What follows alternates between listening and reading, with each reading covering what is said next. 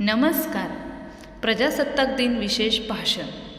आज आपण संविधानाची शपथ जबाबदार नागरिक बनण्याची वेळ आहे ह्या विषयावर एक भाषण बघणार आहोत. मित्रांनो, जर आज सकाळी तुम्ही शांतपणे उठलात, जर तुमच्या घरावर तिरंगा अभिमानाने फडकत असेल, जर तुम्ही निर्धास्तपणे श्वास घेत असाल, तर लक्षात ठेवा, ही फक्त एक साधी सकाळ नाही, ही कोणाच्या तरी बलिदानाची भेट आहे. ही फक्त हवा नाही, हा स्वातंत्र्याचा श्वास आहे.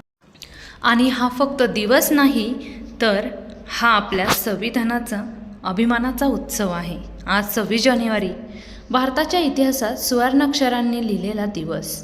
आजचा दिवस आपल्याला सांगतो की या देशावर कुठल्याही राजाची सत्ता नाही, कुठल्याही हुकुमशहाचा आदेश नाही, तर या देशाचा खरा मालक आपण सामान्य नागरिक आहोत. म्हणूनच हा दिवस आहे प्रजासत्ताक दिन. आदरणीय उपस्थित मान्यवर, गुरुजन, पालकवर्ग आणि माझ्या प्रिय देशभक्त मित्रमैत्रिणींनो, आपणा सर्वांना प्रजासत्ताक दिनाच्या मनपूर्वक शुभेच्छा. मित्रांनो, 15 ऑगस्ट 1947 रोजी आपल्याला स्वातंत्र्य मिळाले. पण केवळ स्वातंत्र्य मिळालं म्हणजे देश पूर्ण होत नाही.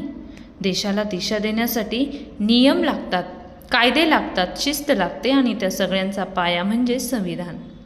म्हणूनच 26 जानेवारी 1950 रोजी डॉक्टर बाबासाहेब आंबेडकरांनी तयार केलेलं भारतीय संविधान लागू झालं आणि भारत लोकशाही प्रजासत्ताक राष्ट्र बनलं. त्या दिवसापासून या देशात सर्वजण समान आहेत. श्रीमंत असो की गरीब, स्त्री असो की पुरुष, कोणत्याही जाती धर्माचा असो, प्रत्येकाला समान हक्क मिळाले. बोलण्याचं स्वातंत्र्य, शिक्षणाचा हक्क, मतदानाचा हक्क, न्यायाचा हक्क, हे सगळं आपल्या संविधानाने आपल्याला दिलं आहे. जगात असे अनेक देश आहेत जिथे लोकांना आपलं मत मांडण्याचीही परवानगी नाही, जिथे अन्यायाविरुद्ध आवाज उठवला तर तुरुंगात टाकलं जातं. पण आपण भाग्यवान आहोत की आपण भारतात जन्मलो. इथे प्रत्येकाला स्वप्न पाहण्याची मुभा आहे आणि ती पूर्ण करण्याची संधी आहे. पण मित्रांनो, एक प्रश्न स्वतःला जरूर विचारा, आपण खरंच या स्वातंत्र्याच्या आणि हक्कांचे पात्र आहोत का? आपण खरंच चांगले नागरिक आहोत का? आपण फक्त तिरंगा हातात घेतो, फोटो काढतो, सोशल मीडियावर जय हिंद लिहितो, पण देशासाठी प्रत्यक्ष काय करतो? रस्त्यावर कचरा टाकतो, वाहतुकीचे नियम तोडतो, भ्रष्टाचार करतो, मतदानालाही जात नाही. मग आपण प्रजासत्ताक दिन साजरा करण्याचा अधिकार मिळवला आहे का? मित्रांनो, जेव्हा आपण रात्री शांत झोपतो तेव्हा कोणीतरी सीमेवर जागत असतो.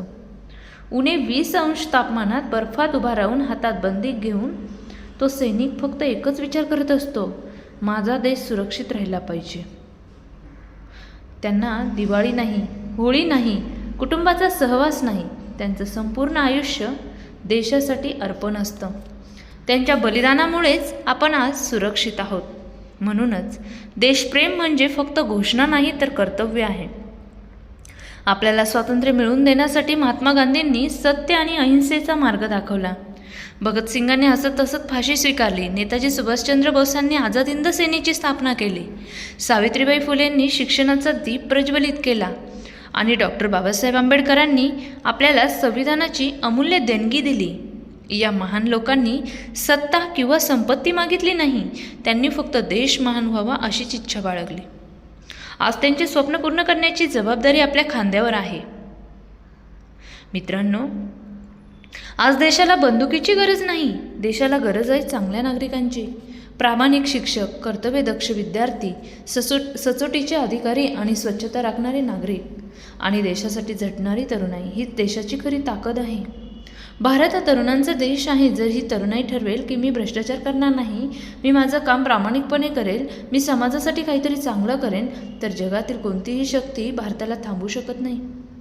देशभक्ती म्हणजे फक्त घोषणाबाजी नाही, तर रोजच्या जीवनातील छोट्या छोट्या कृती आहेत. आणि मित्रांनो, इथून पुढे आपल्याला एक नवा विचार करायचा आहे.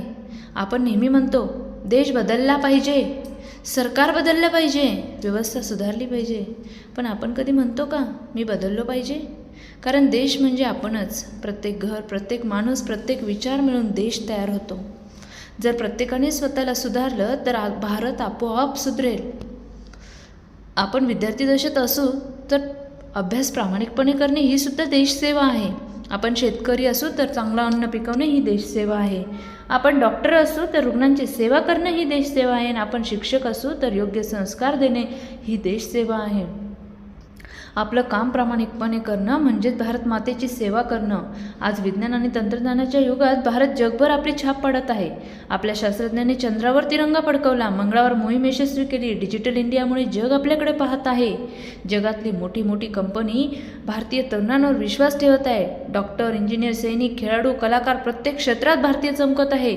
हे यश सहज मिळालेलं नाही, हजारो लोकांच्या कष्टाचं, त्यागाचं आणि समर्पणाचं फळ आहे. म्हणूनच आपण अभिमानाने म्हणू शकतो, माझा भारत बदलतो आहे, पुढे जातो आहे. पण मित्रांनो, अजूनही आपल्यासमोर अनेक आव्हाने आहेत. गरिबी, बेरोजगारी, भ्रष्टाचार यांसारखी ही आव्हाने सरकार एकटं सोडवू शकत नाही. आपण सर्वांनी हातात हात घालून काम केलं तरच ती संपतील. आपण एखाद्या गरीब मुलाला शिक्षण दिलं, एखाद्या झाडाला पाणी घातलं, एखाद्या गरजूला मदत केली तर तेही राष्ट्रसेवेचंच काम आहे. देशप्रेम मोठ्या गोष्टींमध्येच नसतं, तर ते छोट्या छोट्या कृतींमध्ये लपलेलं असतं. मित्रांनो, आपल्या तिरंग्याकडे एकदा मनापासून पहा. त्या केशरी रंगात शौर्य आहे, पांढऱ्यात सत्य आणि शांतता आहे, हिरव्यात समृद्धी आहे आणि त्या चक्रात सतत प्रगतीची प्रेरणा आहे. हे चक्र आपल्याला सांगतं, थांबू नका, मागे वळू नका, सतत पुढे चालत राहा. कारण जो थांबतो तो हरतो आणि जो चालत राहतो तोच जिंकतो. भारताने कधीच हार मानली नाही आणि आपणही ती मानणार नाही. आज या पवित्र दिवशी आपण स्वतःला एक वचन देऊया. मी माझ्या देशाचा आदर करेन, मी संविधानाचे नियम पाळेन, मी स्वच्छता राखेन, मी प्रामाणिक राहीन, मी कोणत्याही प्रकारचा भ्रष्टाचार करणार नाही आणि माझ्या देशाचं नाव जगात उंचावण्यासाठी आयुष्यभर प्रयत्न करेन. माझं प्रत्येक पाऊल भारताच्या प्रगतीसाठी असेल, माझा प्रत्येक श्वास भारतासाठी असेल आणि माझं प्रत्येक यश भारत मातेला अर्पण असेल. चला तर मित्रांनो, आज आपण सगळे मिळून अभिमानाने उभे राहूया, छाती ठोकून सांगूया, आम्ही या महान भारताचे जबाबदार नागरिक आहोत. आम्ही संविधानाचा सन्मान करतो. आम्ही देशासाठी जगू आणि गरज पडली तर देशासाठी मरू. कारण हा देश फक्त नकाशावरचा भूभाग नाही, तर ही आपली आई आहे, ही आपली ओळख आहे, आपला आत्मा आहे. आणि म्हणूनच शेवटी एवढंच म्हणेन, तिरंगा आपल्या हातात असू द्या, पण त्याहून महत्त्वाचं म्हणजे तिरंगा आपल्या हृदयात असू द्या. जय हिंद, जय भारत, धन्यवाद.